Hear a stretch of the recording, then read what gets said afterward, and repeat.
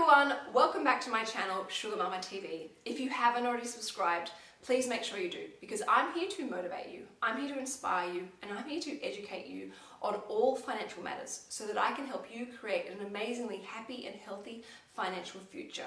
So this video is for anyone who is a teenager up until your mid-20s.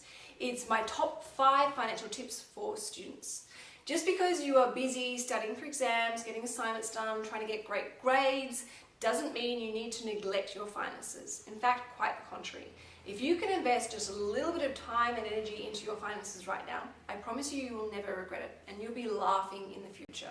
These are really easy things, simple things that you can do right now today that will immediately make you feel good about yourself and feel excited about your financial future. Step number 1 is to live within your means. Do not spend money you do not have. It's very simple. Have a budget.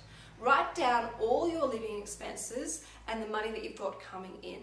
Understand what are your needs versus what are your wants. Make sure you respect and honor your financial responsibilities first. Understand the consequences of not respecting those financial responsibilities. That will help you put things back into perspective again. And that want for a new handbag will fall to the bottom of the list because you feel good about being responsible with your money and stepping up to the bar. Now, doing a budget takes practice, but make sure once you've done it, you review it on a regular basis so that as new expenses creep in, you're on top of it and you decide whether it stays or whether it goes. Ideally, if possible, learn to live off cash or an ATM debit card rather than a credit card. However, if you have a credit card, make sure you're one of those great people who pays their credit card off in full each month and feel proud about doing that. Tip number 2 is to have financial goals. It is so important that you have financial goals because it gives you a sense of purpose and direction and also helps minimize those directions. Now, financial goals can range from a variety of different things, and it's about what inspires and makes you feel alive and awake. So they could be goals about paying off your debt, which includes your student debt. They could be goals about building up emergency savings so that you can sleep well at night knowing that if something happens, you've got enough money to help get you out of any or most disastrous situations. It might even be savings that's going to be your reward for when you finish studying.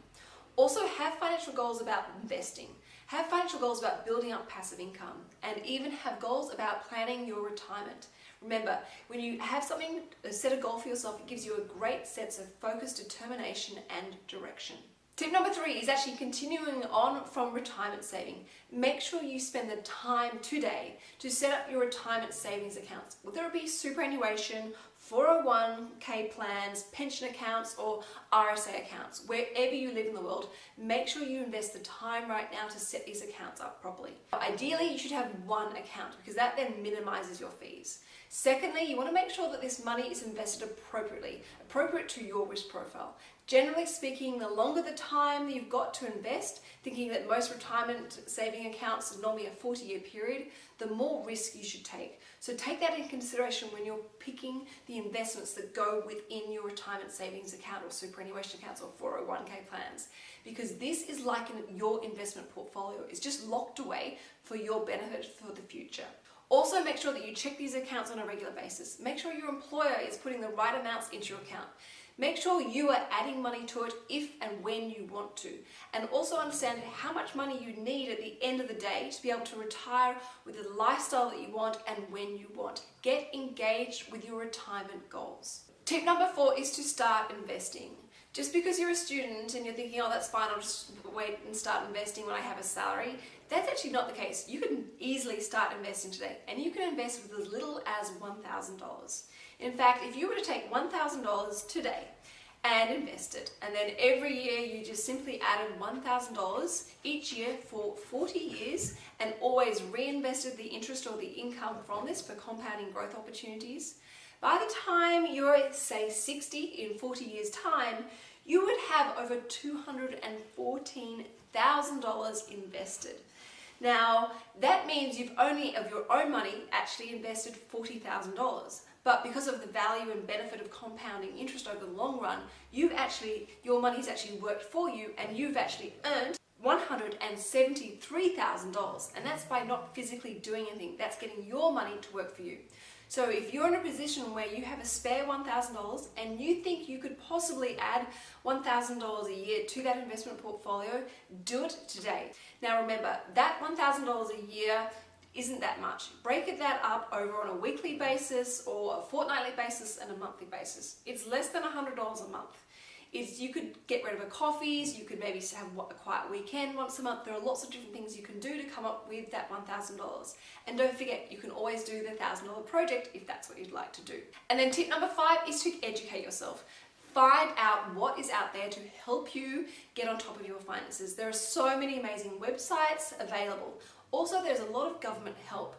Do your research. Find out what government grants exist. Find out what rebates exist. Find out what tax deductions are available to you.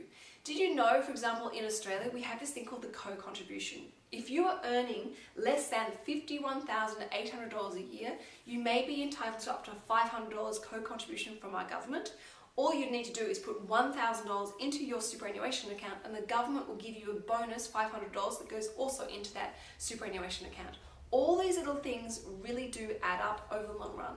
Imagine if you could do this plus step 4 of investing $1,000 and $1,000 every year. You will be laughing, and as I said, you will never regret doing these really simple basic things today that will pay off over the long run. So if you're a student watching this video and you're starting to realize actually there are lots of things you can do with your finances today, I dare you, I challenge you to go and actually do it and let me know what you do, because I'd love to hear from you. And also I'd love to hear it about how it makes you feel, because when we step up and take control of our finances, it feels great and we realize how powerful and capable we really are.